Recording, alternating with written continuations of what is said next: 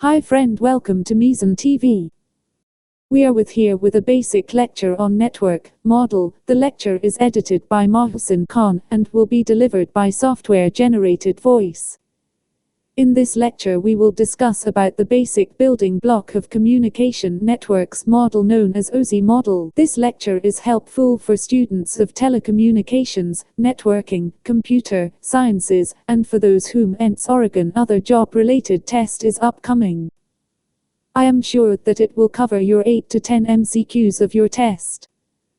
Before starting the lecture, it is requested to please subscribe Meezan TV and press the bell icon. Also view the lecture completely. Never skip a point so everything is understand. Data communications is the electronic transmission of data, which is encoded digitally by some means, between sender and receiver. The means are also called rule, or protocol showing in diagram. This is possible through computer networks. This diagram shows the basic concept of post office model. In post office protocol, a letter is typed by sender, and put it in their nearest mailbox. The postman pick the letter from mailbox to post office. The post office deliver the letter to some carrier. The process is reverse at the receiver side. Remember that the sender and receiver doest know about the carrier and transmission of letter. This model is a building block for network model. Computer network is the collection of hardware components connected through some communication channels. The communication is possible through protocols and network operating system. As this is a complex task to perform, since a network model is needed to simplify the task. Almost all networks provide the same basic functions to transfer a message from sender to receiver. However, each network can use different network hardware and software to provide these functions.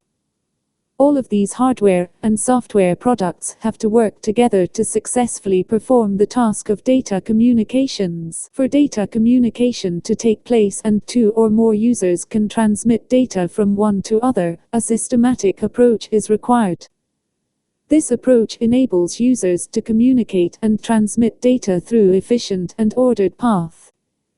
It is implemented using models in computer networks and are known as computer network models. Computer network models are responsible for establishing a connection among the sender and receiver and transmitting the data in a smooth manner respectively. There are two computer network models, i.e. OSI Model and TCP/IP Model, on which the whole data communication process relies. The OSI model is one of the general-purpose networking model, which is responsible for establishing connection in an open manner between all the communicable devices present across the globe. OSI model is called as open source because of its fit anywhere ability. OSI model does not support protocol establishment. It runs without the use of protocols.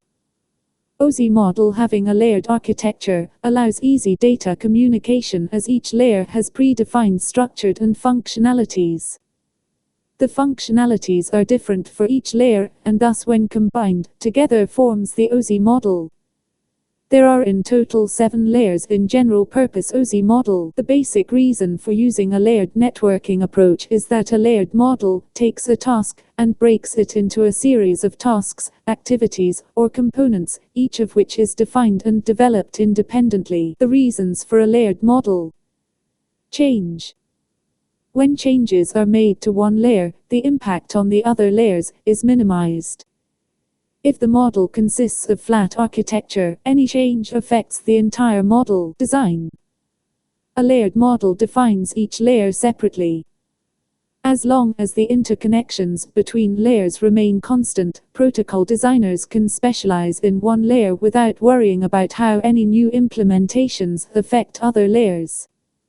Learning. The layered approach reduces a very complex set of topics, activities, and actions into several smaller, interrelated groupings. This makes learning and understanding the actions of each layer. Troubleshooting. The protocols, actions, and data contained in each layer of the model relate only to the purpose of that layer. This enables troubleshooting efforts to be pinpointed on the specific layer that carries out the suspected cause of the problem. Standards. Probably the most important reason for using a layered model is that it establishes the prescribed guideline for interoperability between the various vendors developing products that perform different data communications tasks. The main disadvantage of layer architecture is processing overhead, because as many as 7 modules are invoked to move data from the application through the communications software. The second disadvantage is there is data overhead, because of the appending of multiple headers to the data. Another possible disadvantage is that there must be at least one protocol standard per layer. With so many layers, it takes a long time to develop and promulgate the standards. The Meezan layers of OSI model are shown here in this slide. Take a look before moving to next slide. This diagram shows us the InterLayer and peer-to-peer communication. If we focus on diagram, it will be clear that each layer communicates with its upper or lower layer through some interface. For example, interface 4 provide connection between transport and session layer. This communication called InterLayer communication. Furthermore, the headers added at layer make it difficult for other layer to understand data. Each layer understands only their own data. This process is known as peer-to-peer communication. Encapsulation is the process of hiding data from other layers. If we focus on diagram, it will be clear that each layer added a header to data received from upper layer. The data link layer also adds a trailer to data. The same process is used to remove the headers on receiving side. In this way, each layer understands only their own data. The process is known as encapsulation. The application layer is responsible for user interaction. Every network application has their own app to provide user interaction with underlying layers. For example, Yahoo, WhatsApp, Facebook, YouTube, and many more has designed their own apps. When we click on some specific app, the app enables us to connect with network. A user don't understand how our data will be processed by underlying layers as the user are interacted with network. The next layer is presentation layer. This layer presents the user data, which may be in image, audio, video, text, or number format to network. Since we could say that the main work of this layer is translation, for this purpose presentation layer provides all means to present the user data to network. And on the receiver side it works opposite and provides all means to present network data to user. The second important work of this layer is to provide the means for data compression, so that it brings an efficient use of bandwidth. The third important work of this layer is to provide the means to protect data from intruders and make our data secure on network. This term is also called cryptography. Now moving towards session layer. The session layer creates specific session for every application. Then creates different dialogues for each application if there are many communicating parties within single application. Since this layer performs the two tasks of creating sessions and dialogues.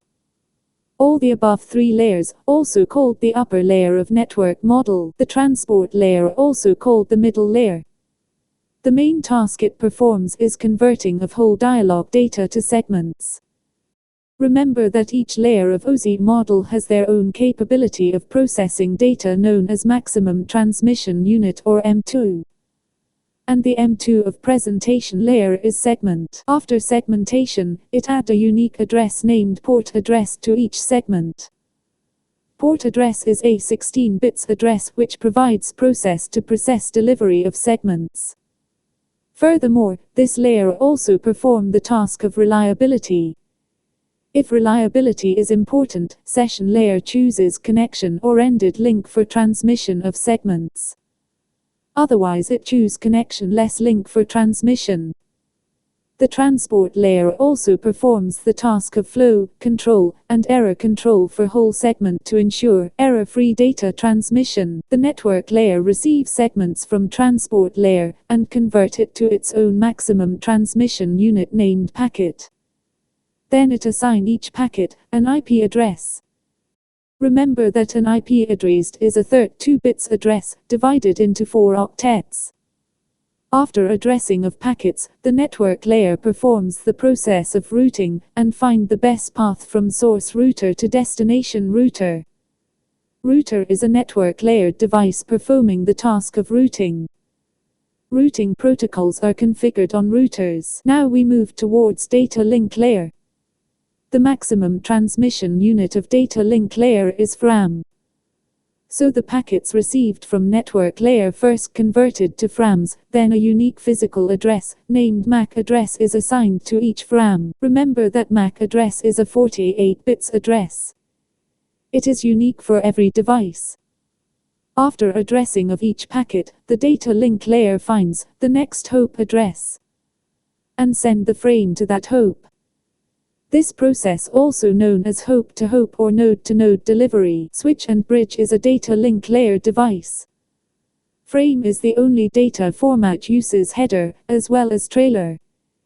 In trailer, frame add the CRC bits to ensure the data validity at each receiving node. So in this way the retransmission probability of segments at transport layer reduced. Remember that data link layer also perform the tasks of flow control and error control on node-to-node basis. At the end of OSI model there is physical layer. Physical layer is responsible for bits to electrical signal conversion at sender side and from electrical signal to bits on receiver side. For this purpose physical layer uses the concept of line coding schemes like RZN, RZ, AMI Manchester and differential Manchester methods, and block coding schemes like 4B, 5B, 8B, 10B. Furthermore, the data link layer also checks the topology, duplex, method, line configuration, data, rates of the links and many more. This slide provides you the comparison between OSI model and the practically used TCP IP model. If we focus on diagram, it will be clear that the application, presentation, and session layers known as upper layers of OSI model are combined in TCP IP model. This layer called the application layer of TCP IP model. As we know, TCP IP is a practically implemented model. It performs all the tasks by using protocols. Some of the protocols are SNMP, FTP, TFTP, SMTP, ESH, apps like WhatsApp, ASCII, audio-video codecs, zipping and cryptographic protocols. The transport and network layers are same as OSI model. Although the protocols used are TCP, UDP, and STC at transport layer, and IP, RP, RI, RP, ICMP, IGMP, and routing protocols at network layer. TCP IP protocol combined the data link and physical layer, and named it as host to network access layer. TCP IP leaves these two layers as open source, so that each communication service provider may build their own protocols or use the approved standards, standardized by agencies like IEEE, AT&T and many more. This diagram shows the concept of hop-to-hop delivery. It is clear from diagram that each node send their data to their immediate next node through its physical address. Each receiving node sent the data to their own next node after some necessary processing. This diagram shows the concept of source to destination delivery. It is clear from diagram that each sourcing router send their data to their final destination through its IP address. Remember that IP address is same throughout from source to destination. This diagram shows the process to process delivery taken place at transport layer. At transport layer, each segment assigned port address. This address is used to deliver data to specific process. I think this is enough for today. In the next lecture, we will discuss about the basic of wireless communications. Please subscribe the channel and press the bell icon for more videos. Thank you for watching.